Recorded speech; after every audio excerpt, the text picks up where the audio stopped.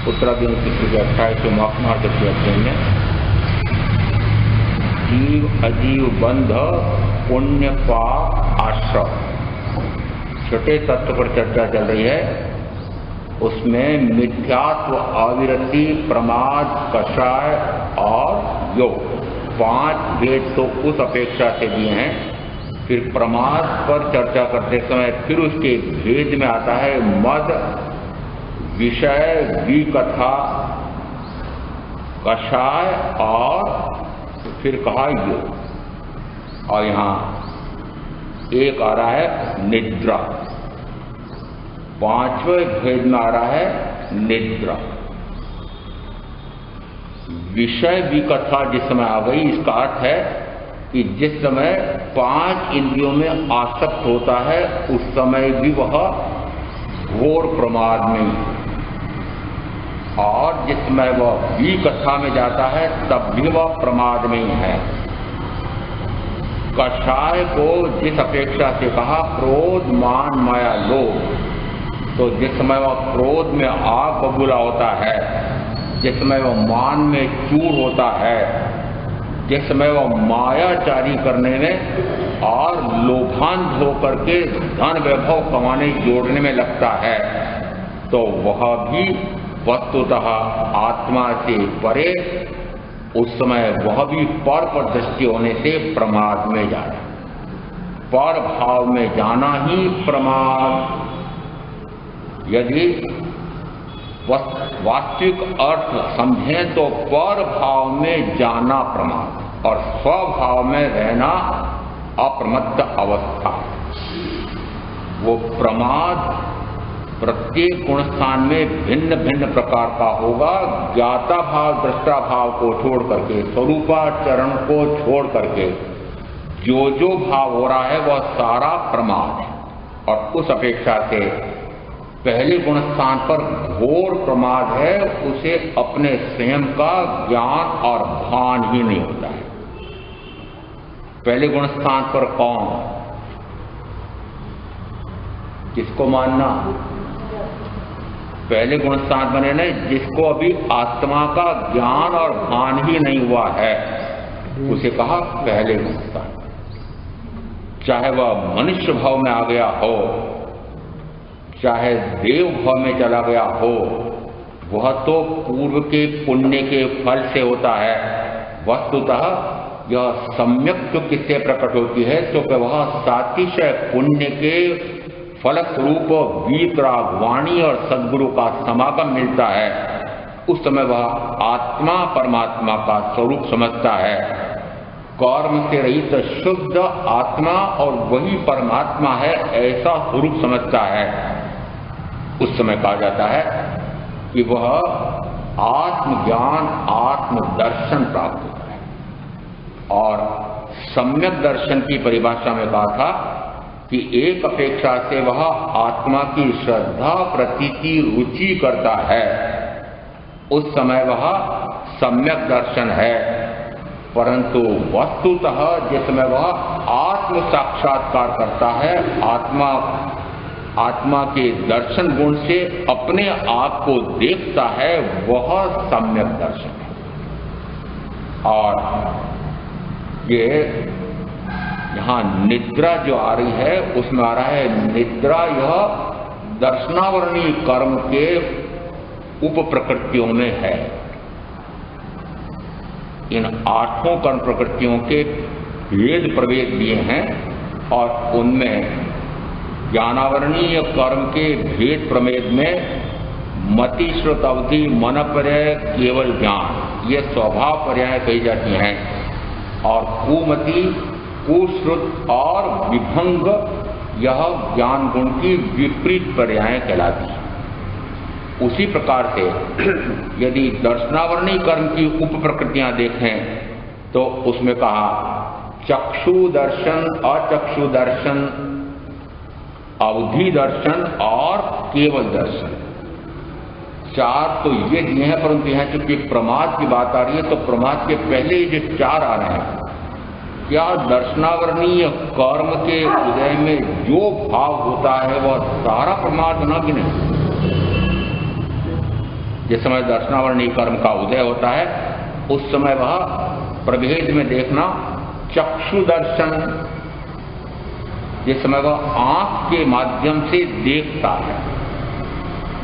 चक्षु दर्शन का अर्थ होता है आंख का तो निमित्त लिया है आत्मा ने और फिर वह देख रहा है। तो किसको देखेगा? आंख से क्या देखा जाएगा? उद्गल। कल ही चर्चा हुई थी, उसमें कहा था कि प्रत्येक इंद्री अपने अपने विषय को ग्रहण करती है, परंतु आत्मा उन पांचों इंद्रियों के विषयों को जानने वाला कहा जाता है। वस्तुतः जिसमें आंख से देखा जाएगा तो आंख मात्र वर्ण को ही ग्रहण कर सकती है, और यदि वर्ण है तो निश्चित है कि पुद्गल है, और जिसमें शब्द नहीं, वर्ण नहीं, गंध नहीं, रस नहीं, स्पर्श नहीं, ऐसा अमूर्त आत्मा यदि उसे देखना हो तो उसे किससे देखें? समस्या हो गई। अपने आप को देखना हो तो किससे देखें? पर को देखना तो समझ में आ रहा है, परंतु स्व को देखना है, और वह स्व आत्मा कहता है कि जो वर्ण रंग वर्ण रस स्पर्श से रहित है। तो वर्ण गंध रस स्पर्श जिसमें नहीं है, ऐसा यह अरूपी अमूर्त आत्मा यदि इसे देखना हो तो फिर दर्शन गुण से, अपने ही गुण से अपने आप को देखना होगा। और अब इसमें ये चक्षु दर्शन दूसरा दिया, अचक्षु दर्शन। अचक्षु दर्शन किसका नाम? बंसीलाल जी का ले लूं। आंख बंद करके और अभी घर पर ध्यान लगाओ तो क्या घर दिखाई देता है? बिल्कुल दिखाई देता है। आंखें तो बंद है, हैं? यहाँ से दूर भी है पर मुझे दिखाई देता है। इतने दूर बैठे बैठे। और यदि बहनों में से किसी का बेटा लंदन में, न्यूयॉर्क में, न्यू जर्सी में कहीं व्यापार में है और उनका एक छोटा सा बेटा है, आपका पोता, और आपने उसको जो जो गोद में खिलाते समय, सुसराते समय उसकी बातें सुनी कही थी, और अब उसको देखना चाहें, अब फोन वोन की बात नहीं कर रहा हूं, यदि उसको देखना चाहे तो आंखें बंद करके देख सकते हो क्या? कितना दूर बैठा हुआ है? कि ये कैसे दिखाई दे रहा है? आंखें तो बंद है, और जिस समय निद्रा मग्न हो जाते हैं उस समय भी देखते हैं क्या? आंखें बंद होती है कि खुली होती है? बंद होती है, और फिर सारे दृश्य दिखाई दे रहे हैं। और यहां तक है शरीर में व्यवस्था कि आंखें तो बंद हैं, परंतु शरीर की कुछ ऐसी कोशिकाएं हैं कि जो प्रकाश फैलाती हैं और उस प्रकाश में देखता है। ये अचक्षु दर्शन, आंख को छोड़ करके जो अन्य माध्यमों से देखा जाएगा वह अचक्षु दर्शन। इसका अर्थ है कि शेष चार इंद्रियां गिन लो, मन अनिंद्री इसको गिन लो, ये क्या करेंगे? ये देखने का काम अचक्षु दर्शन। तीसरा है इसमें अवधि दर्शन। अवधि ज्ञान पहले आया था ज्ञान के प्रभेदों में।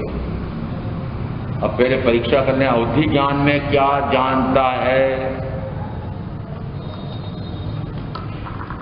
अहमदाबाद जी बोलेंगे, सुनते ही सुनते रहते हैं।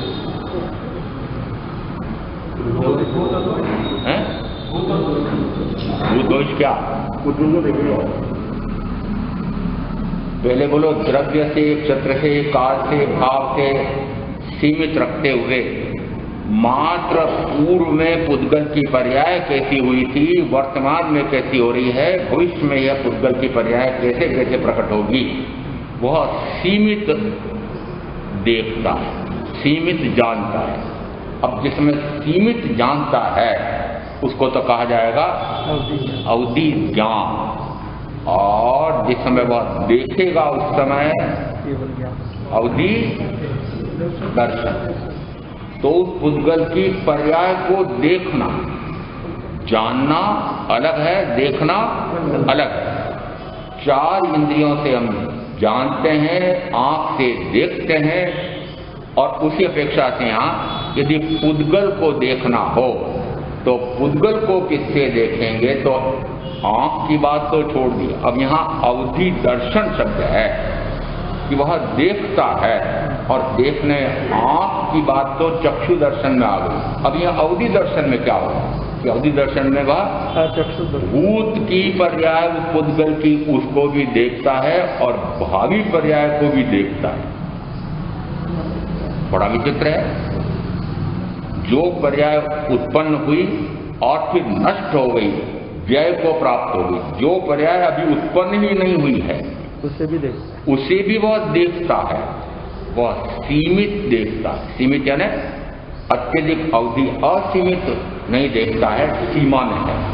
फिर भी है कि भूत वर्तमान भविष्य इन तीनों प्रकार की पुद्गल की पर्यायों को देखना, उसको कहते हैं अवधि दर्शन। और अब इसमें चौथा भेद आ रहा है, अब केवल दर्शन। केवल दर्शन का क्या है?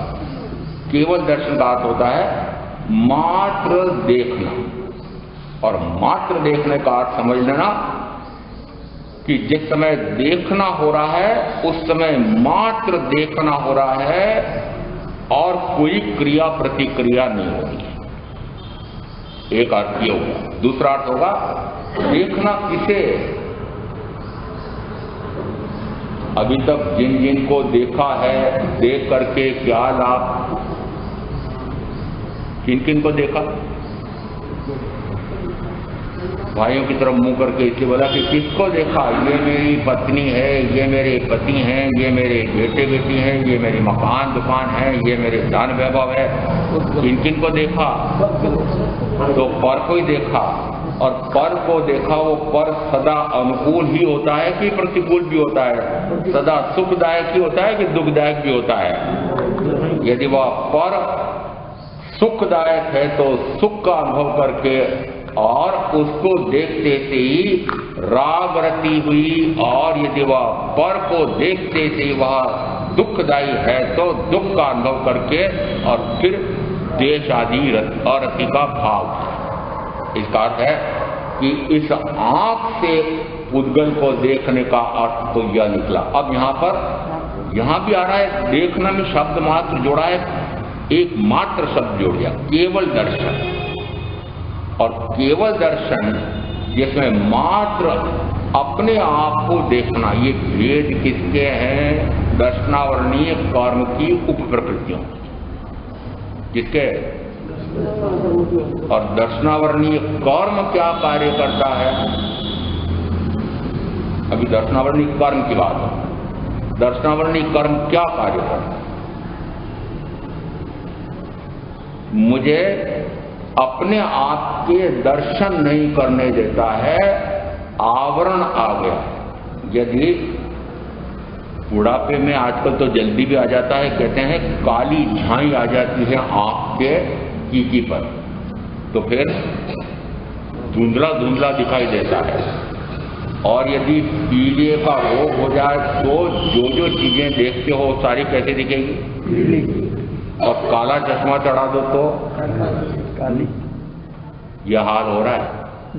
देखने की वस्तुतः शक्ति तो है, परंतु आप किसका सहारा ले रहे हैं? इस आंख का ले रहे हैं। जिस समय आंख का सहारा लेकर के देखेंगे उस समय कहा जाएगा वो मात्र पुद्गल का ही जानना हो सकता है।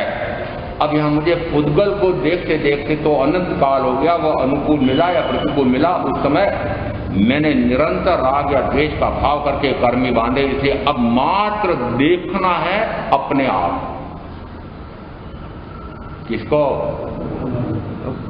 अपने आप को देखना है। अपने आप को देखना चाहते हो?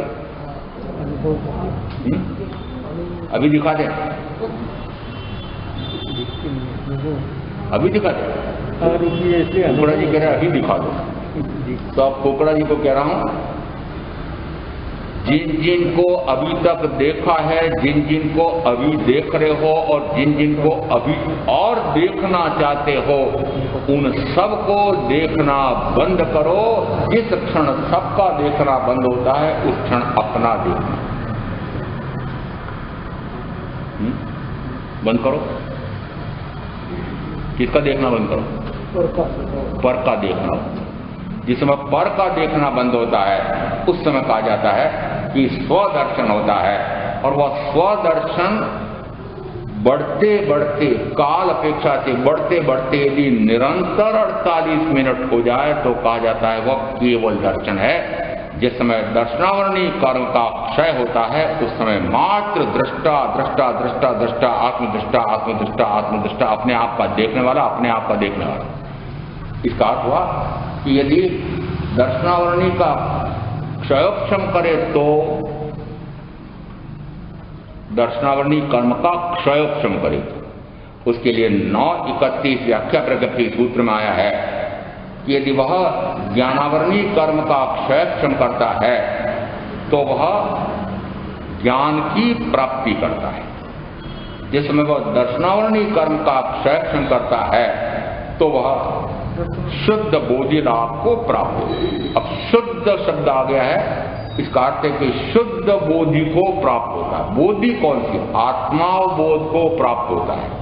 तो जिस समय आत्मा का ज्ञान होता है ज्ञानावरणी कर्म के क्षयक्षम से, उस समय कहा जाता है जैसा आत्मा को जाना है उसी प्रकार से उसी आत्मा को देखना है। आत्मा का जानना होगा आत्मा के ज्ञान गुण से, आत्मा का देखना होगा आत्मा के दर्शन गुण से। दर्शन गुण पर से जितना आवरण हटेगा उतना अपने आप का दर्शन होगा। उसको नाम दिया शुद्ध बोधि लाभ को प्राप्त। और इस 9:31 में कुछ विचित्र बात आई है।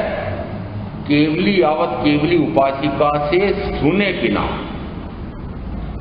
सुनकर के भी हो सकता है, परंतु सुने बिना भी यदि वह ज्ञानावरणी कर्म का क्षयक्षम करे तो कहा वह ज्ञान की प्राप्ति करता है।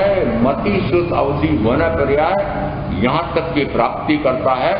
और उसके बाद में फिर कहा यदि वह ज्ञानावरणी कर्म का क्षय करे तो केवल ज्ञान प्राप्त करता है।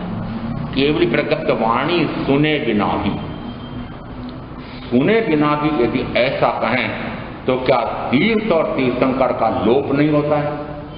नहीं होता है। वस्तुतः जैसा तीर्थंकर परमात्मा ने आत्मा का स्वरूप प्रतिपादित किया है वैसा ही वह जानता है। चाहे इस भाव में उसने ऐसा साक्षात तीर्थंकर को, सदगुरु को सुना नहीं है, तब भी वह अपने आप के ज्ञानावरणी कर्म का क्षयक्षम अपने पुरुषार्थ से करे, उस समय वह अपने आप को जानता है। उसी प्रकार से यदि वह दर्शनावरणी कर्म का क्षयक्षम करे तो अपने आप को देखता है। उसे नाम दिया 9:31 में शुद्ध बोधि लाभ को प्राप्त होता है। और यहाँ 4 भेद तो इस प्रकार से दिए हैं और 5 भेद इसमें जो प्रमाद से संदर्भित हैं। तो यहाँ इन 4 में से मात्र यूं कहें चक्षु दर्शन अचक्षु दर्शन यह तो अशुद्ध पर्याय है दर्शन गुण की।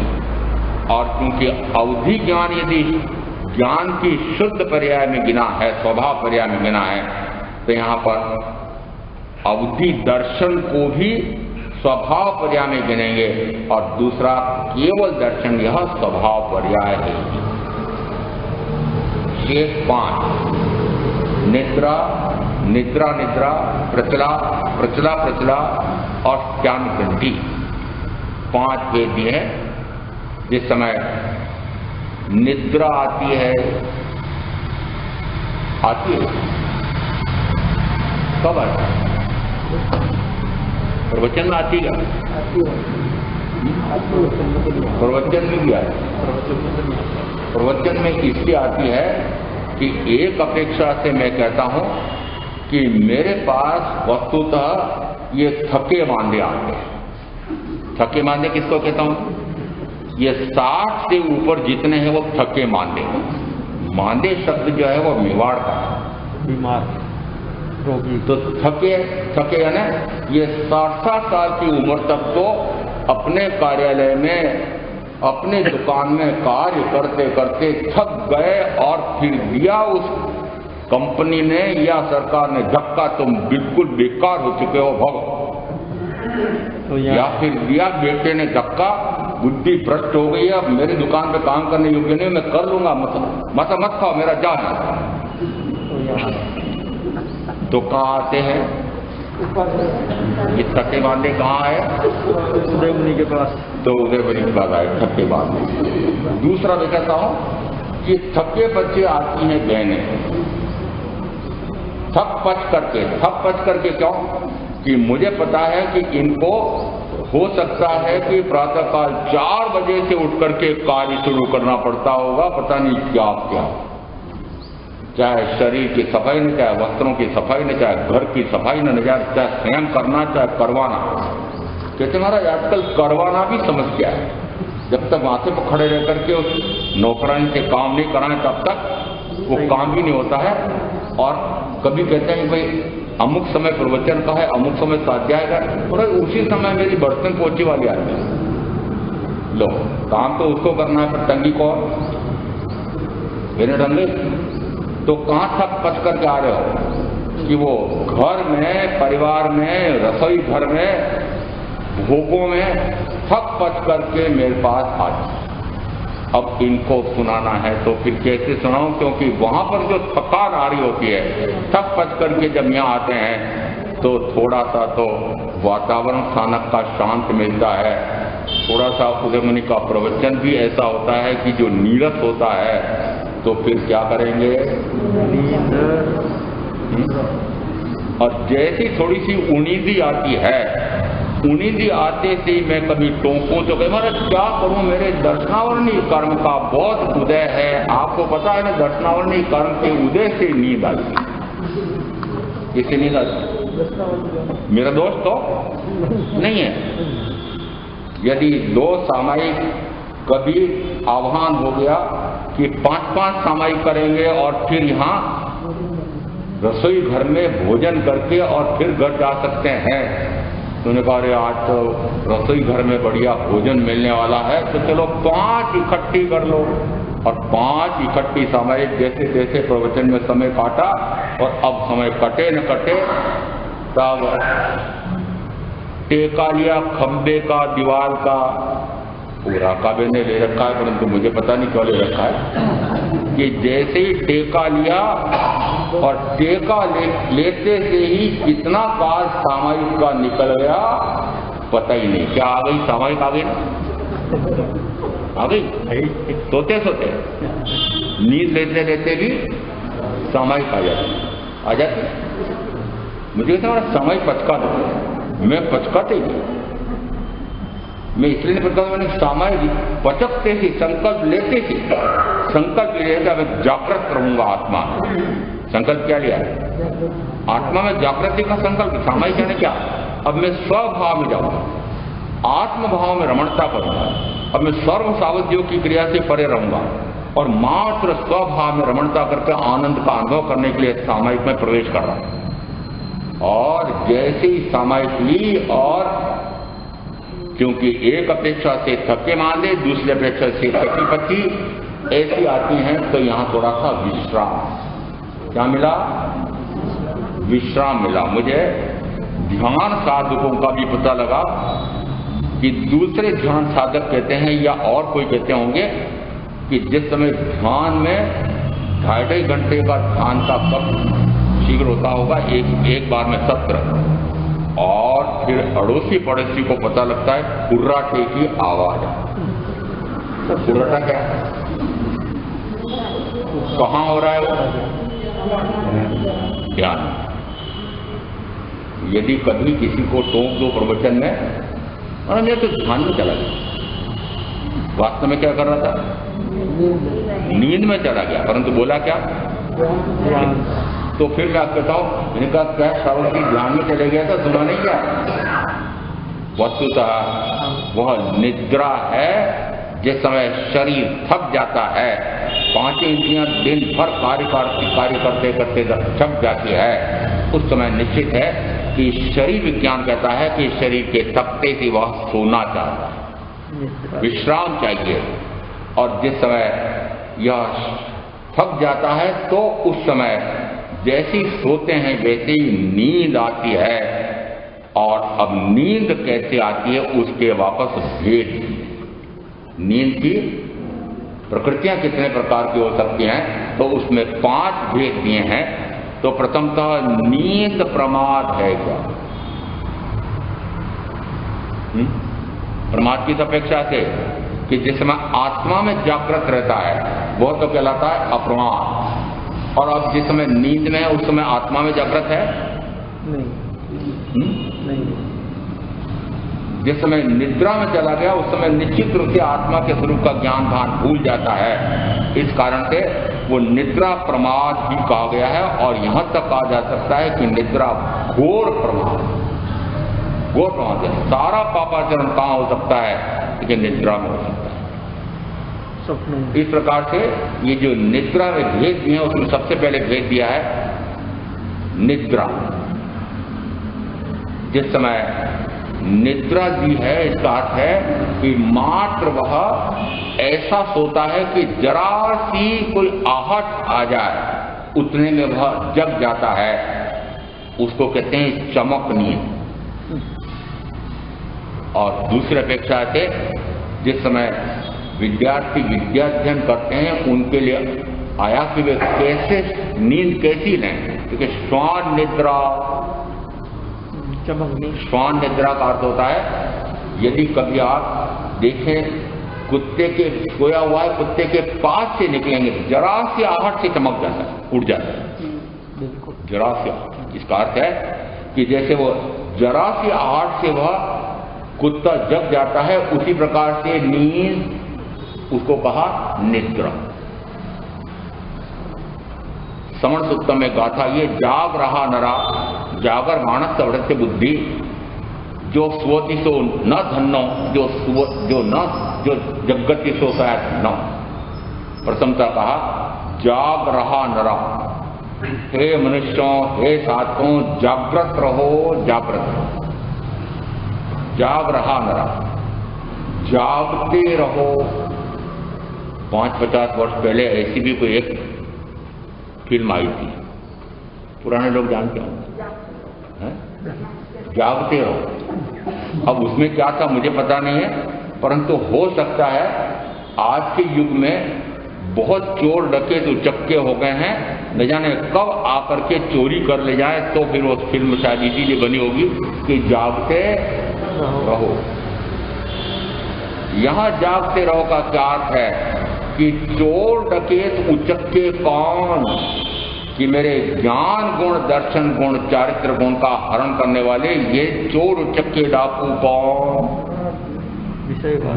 ये चाहे आपके 5 इंद्रियों के विषयों के भोग कहो, चाहे क्रोध मान माया लोभ कहो, चाहे हिंसा चोरी में तुम परिग्रह कहो, शुभ या शुभ भाव कहो, ये जितने भी हो रहे हैं ये सारे मेरे ज्ञान दर्शन सुख वीर नाम के गुणों की चोरी डकैती कर रहे हैं ये उचक्के। तो किनसे सावधान रहना है? जागृत किस में रहना है? किससे जागृत करना? इसका अर्थ है कि जागृति ऐसी चाहिए कि जिससे मेरे इस प्रकार के किसी भी गुण की कोई भी चोरी ना कर ले। कौन चोरी करता है? देखिए राग भाव, द्वेष भाव, क्रोध मान माया लोभ भाव, 5 इंद्रियों में रति अरति, ये मेरे गुणों की चोरी डकैती करने वाले, इसे यहां शब्द गिनना चाहिए जाग रहा नरा।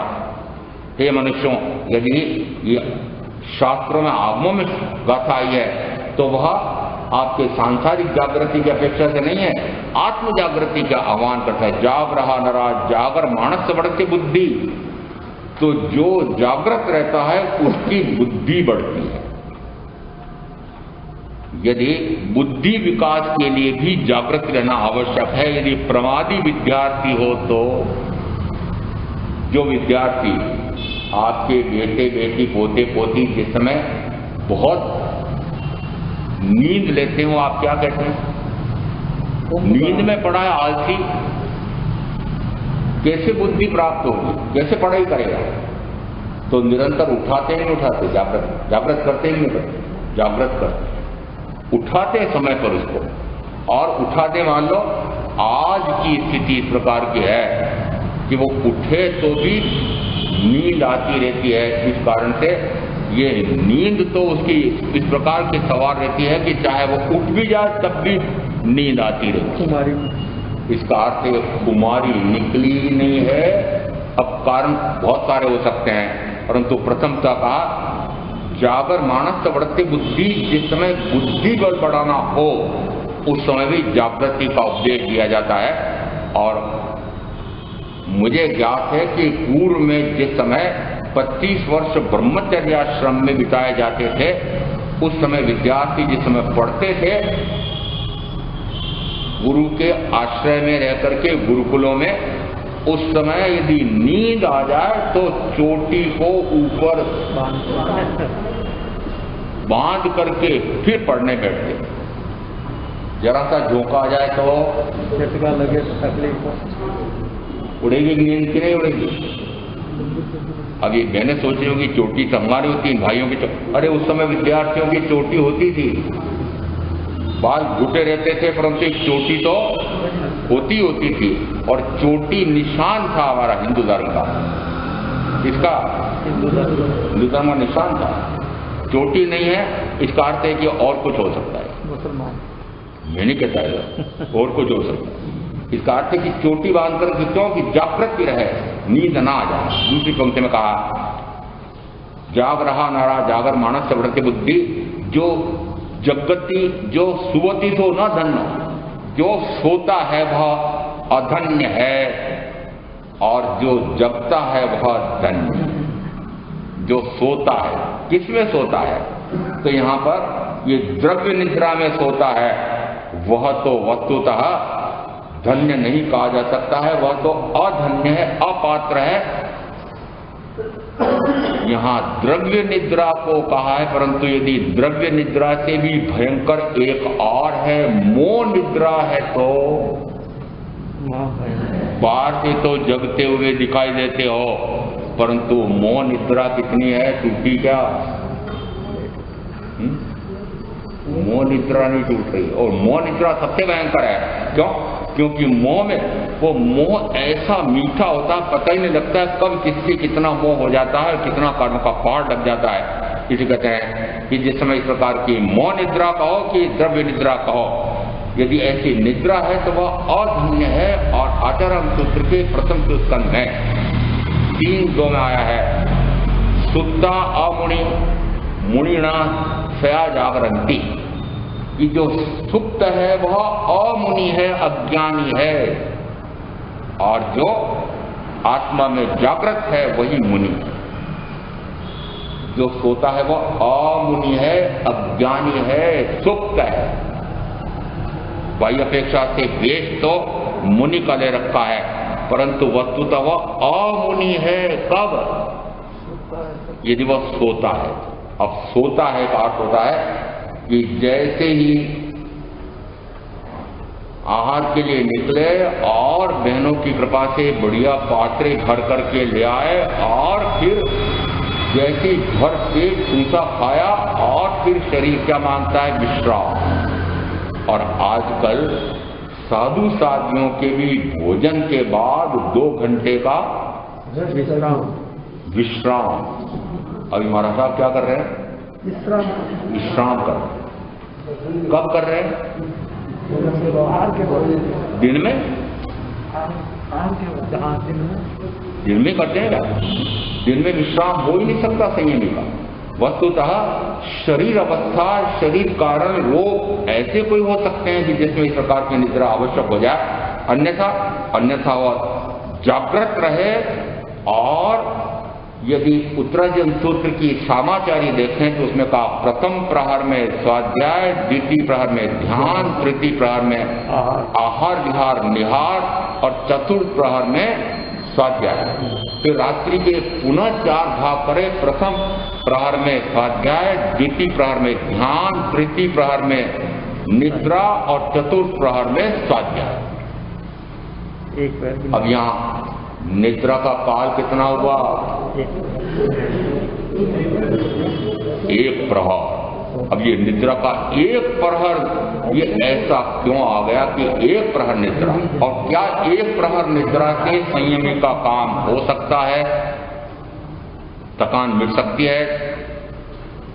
तो को अनुभव सिद्ध कहा जा सकता है कि एक प्रहर की निद्रा से भी थकान मिट सकती है। वो थकान कौन सी होती है? आपकी थकान और संयमी की थकान में भारी अंतर है। आप जिस समय जो सांसारिक कारोबार करते हैं उसमें बहुत शरीर की थकान के साथ साथ मानसिक थकान, कौन सी? शारीरिक मानसिक दोनों आती है। शरीर की कम और मानसिक मन की अधिक चिंताएं।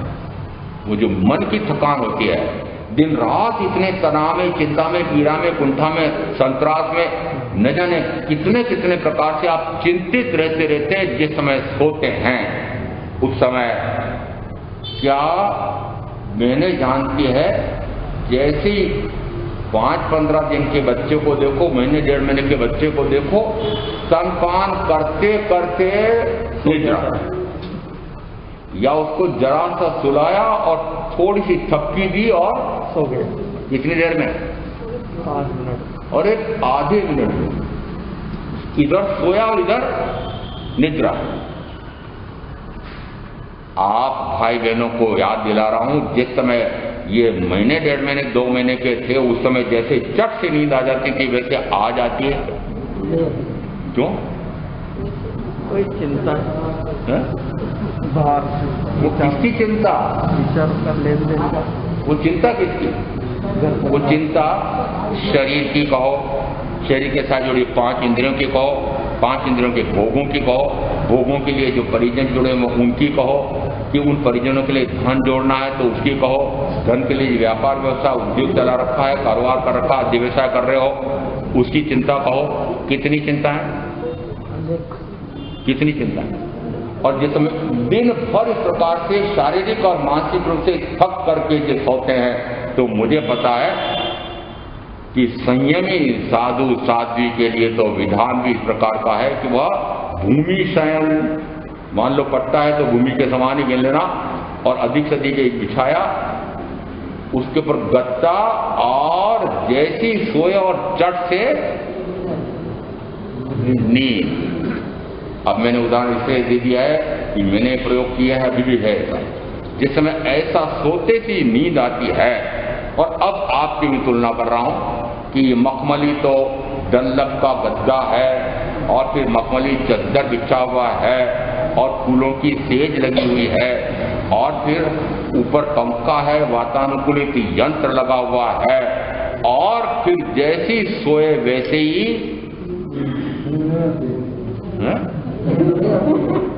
इतनी सुविधा वाला पलंग मिला हुआ, सेज मिली हुई है, फिर नींद आ रही। सबके लिए तो नहीं है, ऐसा कैसे आ जाता है? किसी किसी को आ जाती है। और मैंने देखा है विहार करते समय कि जिस समय कोई सड़क खोद रहा होता है, नई सड़क बनती है, उस समय आसपास की मिट्टी को खोद करके और फिर वह सड़क पर फैलाता है। जैसे उसका मध्याह्न भोजन का काल होता है, घर से जो रोटा बांध के लाया, मिर्ची लेकर आया, मसाला, वो खाया तो 15-20 मिनट में तो उसको खाया, और जिस मिट्टी को खोद कर सड़क पर डाला उसी मिट्टी पर सोया और नींद आ गई। आपकी सेज का तुलना कर लेना और वो जो मिट्टी खोद करके उसने सोया है उसकी तो खोद कर आती नहीं। इसलिए नहीं आती है कि आपको इतनी चिंताएं, परेशानियां, दुख, क्लेश, पीड़ाएं हैं कि उसी में करवटें बदलते रहते हो और नींद नहीं आती है। और जिस समय ऐसी स्थिति बन जाती है उस समय बढ़ते बढ़ते मानसिक अवसाद और फिर वो अनिद्रा का ऐसा रोग हो जाता है कि मानसिक रोगी हो जाते हैं, और कितनी समस्याएं खड़ी हो जाती है। कितनी औषधियां, नींद की औषधियां किसकी होती है बताओ जरा? अफीम, मार्फीन किसकी बनती है? नींद किससे आती है? अफीम की नींद आती है नहीं? मेरे को पता है जिस समय छोटे छोटे बच्चे थे उस समय जरा सा चमू जितना था उसको थोड़ा सा वो अफीम दी या डोड़ा चूरे का थोड़ा सा पानी पिला दिया और कट से नींद। इसका अर्थ है कि जो नींद की गोली है वो निश्चित मानना कि वह जहर खा रहे, मृत्यु। ये क्यों? इसलिए कि आपको चैन से नींद लेना भी नहीं आती है, और जिसको चैन से नींद लेना भी नहीं आती है वो किसका क्या मनुष्य जीवन है? वह तो अपना मनुष्य जीवन बर्बाद ही कर रहा है।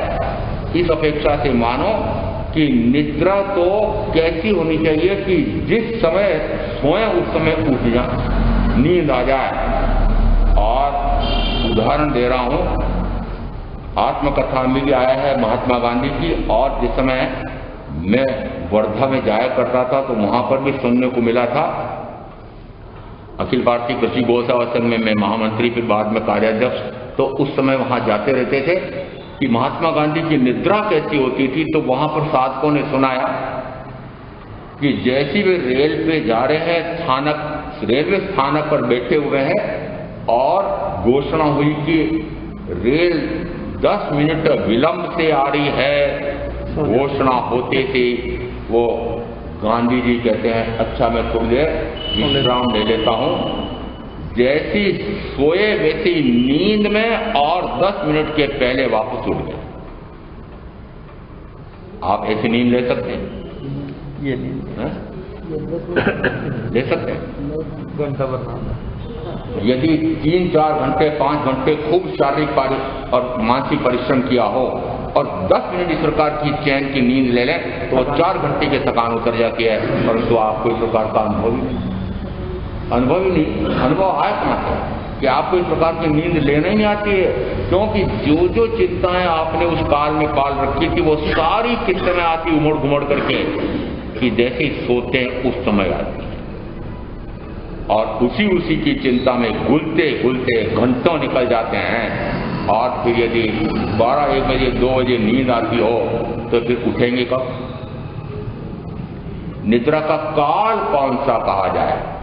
निद्रा का काल तो मैंने श्रम कानून भी पढ़ाया था, उसमें आता है जिन श्रमिकों से कार्य लिया जाता है उनमें से बहनों को और जो बच्चे जो कारखानों में काम करने योग्य माने जाते थे उन बच्चों को रात्रि के 10 बजे से प्रातःकाल के 4 बजे तक कोई काम में नहीं लगाएगा। कौन सा काल है वो? निद्रा का काल। 10 बजे से लगाकर 4 बजे कितने घंटे हुए? 6। पर्याप्त है? पर्याप्त है क्या? पर्याप्त। यदि गहरी नींद लेते हैं तो 6 घंटे की नींद नहीं, यदि योग निद्रा लेते हैं तो वस्तुतः वह 1 प्रहर की निद्रा से पूरी थकान उतर जाती है। और संयमी साधु साध्वी के लिए मैं निश्चित रूप से कह सकता हूं कि यदि दिन भर में प्रातःकाल 1 प्रहर तक स्वाध्याय किया है, फिर दूसरे प्रहर में ध्यान किया है, फिर वापस अंतिम प्रहर में स्वाध्याय किया है, फिर 1 प्रहर में स्वाध्याय किया है, और फिर दूसरे प्रहर में रात्रि में ध्यान किया है, और फिर जब निद्रा लेगा उस समय जो जो स्वाध्याय में तत्व आया होगा, जो जो ध्यान में आत्म ध्यान में लीनता रही होगी, उस समय निद्रा में क्या करेगा? रिवीजन। निद्रा में वही चलता रहता है। और यहां तो पता है प्रवचन दे रहे हैं तो उस समय प्रवचन देने का ही चल रहा होगा, या हो सकता है कि दूसरे दिन का प्रवचन वो निद्रा में प्रवचन हो रहा है। जिस तत्व का चिंतन किया था उस तत्व में कोई गहराई थी और उस समय समझ में नहीं आई। प्रयोग करते नहीं है, मैंने तो अपनी व्यावहारिक शिक्षा के समय भी प्रयोग किए थे कि मान लो कि कोई विषय दुरूह लग रहा था, उस समय यदि वह समझ में नहीं आ रहा है तो सोने के पहले उसको पढ़ा, फिर सो गया और सोने के बाद फिर उसको वापस स्मरण करते करते कोई चूक गया कि कुछ बिंदु उसमें से छूट गए, पुनः उठा और वैसे पुनः उनको पढ़ा और सोया, और जिस समय उठा तब पता लगा कि वह सारा याद। एक गणितज्ञ का वर्णन आता है कि कोई ऐसा प्रश्न था जो सुलझ नहीं रहा था और ऐसा समीकरण सुलझ नहीं रहा था, परंतु जैसे वह सोए और सोते सोते उसी पर चिंतन करते करते निद्रामग्न हो गए और जिस समय उठे उस समय वो समीकरण हल निकल गया। कैसे? निद्रा में क्या आत्मा नष्ट हो जाती है? चेतना चली जाती है क्या? मात्र इंद्रियां थक गई हैं, वो सो रही है। आत्मा जागृत हो सकती है? नहीं, आत्मा जागृत रह सकती है। इसका अर्थ है कि मात्र शरीर अपेक्षा से सोया हुआ है और आत्मा तो जागृत है। तो जो जो आपने दिन भर में करतूतें की है, वो शब्द खड़ा है, जो जो काले कारनामे किए हैं, वो सारे काले कारनामे करतूतें आपकी उस समय मात्र एक झलक मिली थी, और जैसी नींद में जाते हैं उस समय नींद में वो सारी वापस पूरी चित्रावली, उस समय तो आपने पूरा ध्यान दिया नहीं। किस समय? क्योंकि बहुत सारे काम है, तो एक काम को ध्यान रहा नहीं, थोड़ी सी झलक चिंतन कर नहीं पाए, दूसरा काम आ गया। अब जिस समय निद्रा में गए उस समय क्या हुआ? उस समय वही वही घूमता रहता है, और जब वही वही घूमता रहता है तो फिर आप कहते हैं आज मेरे रात में सपने बहुत खराब आए थे। मैंने कहा वो सपने खराब किसके आए थे, क्यों आए थे, क्यों आए? दिन में कौन सा भाव रखा? दिन में जो जो भाव आए थे, अरे उस दिन का ही नहीं, पूर्व के काल का, इस भाव का, पूर्व भाव का, पूर्व के भवों भाव का, जो जो खाया पिया खेला कूदा होगा, जिस जिसके साथ मिले, वो सारे उमड़ घुमड़ करके पुनः स्मरण में आते हैं। किस समय? निद्रा या दिन में जागृत अवस्था में जिस जिस काम के लिए सोचा था कि ये अभी नहीं हो पा रहा है, अब ये फिर देखते हैं, बाद में करते हैं। अब बाद में करते हैं, उसका संकल्प कर रखा था कि हाँ ये करना, ये करना, तो फिर कब होगा वो निद्रा पूरा। इसलिए कहते हैं नींद में जो कार्य हो रहा है वह आत्मा ही कर रहा है। ऐसा मत मान लेना कि मेरे वश में नहीं है, मेरे वश में नहीं कहकर के आप क्या बच जाओगे कर्म से? नींद में किए हुए करतूतों का भी, काले कारनामों का भी, शुभाशुभ भावों का भी फल होगा। उस समय यह नहीं कहा जा सकता है कि निद्रा की छूट है। यदि निद्रा की छूट हो तो फिर दिन रात सोए रहो, कुंभकर्ण, ये पाप नहीं होगा। इसका अर्थ है कि वस्तुतः एक स्वस्थ मनुष्य को नींद कितनी लेनी चाहिए, तो यहाँ आयुष के अनुसार कुछ भेद ये किए जा सकते हैं। बच्चों को नींद अत्यधिक आती है। बहनें जानती है कि जितना बच्चा छोटी अवस्था में होता है उसका निद्रा का काल अधिक होता है। 24 घंटे में से हो सकता है 22-23 घंटे सोता है। और अब बताना जरा बहनें, सोते समय उसके शरीर का, बुद्धि का विकास हो रहा है? सोते समय हो रहा है? हो रहा है। बुद्धि का विकास वो भी हो रहा है। कैसे हो रहा है? कैसे हो रहा है? कि जिस समय आप जो जो बात करते हैं, जो जो भाव देते हैं, स्तनपान करते समय जो भाव दे रहे हैं, जो जो बातें आपने बोलते समय व्यक्त की है, आपको लगता है वह अभी बोलना तो जानते नहीं, उसकी समझ शक्ति है नहीं। क्या वो पशु है? क्या अजीब है? क्या पुद्गल है? मिट्टी है? क्या है वो? ग्राह्य शक्ति उस समय सबसे तेज होती है। कब? बचपन में ग्राह्य शक्ति बहुत तेज होती है, और इसलिए कहा जाता है कि 7 वर्ष तक की उम्र में उसके सारे मूलभूत प्रवृत्तियां विकसित हो जाती हैं, और प्रारंभ होती है गर्भ से 6 महीने पहले माता पिता के माध्यम से। माता पिता के वीर्य रज की उस प्रकार की रचना होती है, उसके अनुसार उस शरीर की रचना होती है, और उसके बाद में गर्भ काल से उसकी प्रवृत्तियां विकसित होनी प्रारंभ होती है। विकास कहां से प्रारंभ हो गया? कितनी तेजी से होता है, कितनी तेजी से। और उसके बाद में जिस समय वह शिशु अवस्था में 7 वर्ष तक की शैशव अवस्था में रहता है, उस समय तक न जाने कितना ग्रहण कर लेता है। इसलिए कहते हैं कि जो जो संस्कार देना चाहते हो सारे संस्कार कब दे दो? बचपन में। आप कब देते हो? देते भी हो क्या? थोड़ी अपने आप इसका अर्थ हुआ कि निद्रा कितनी लेनी चाहिए, तो कहते हैं अलग अलग प्रकार के वय अवस्था से अलग अलग काल हो सकता है। यदि एक स्वस्थ युवक युवती है तो उनका शारीरिक कार्य अधिक है तो अधिक से अधिक निद्रा 8 घंटे की हो सकती है।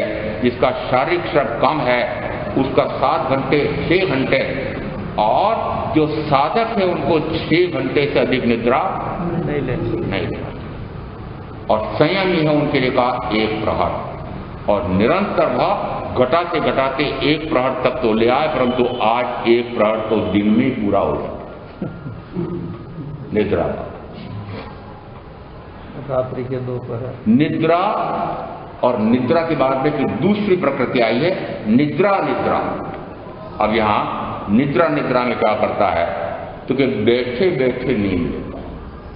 जिस समय सोता है उस समय सारे अंग शिथिल हो जाते हैं।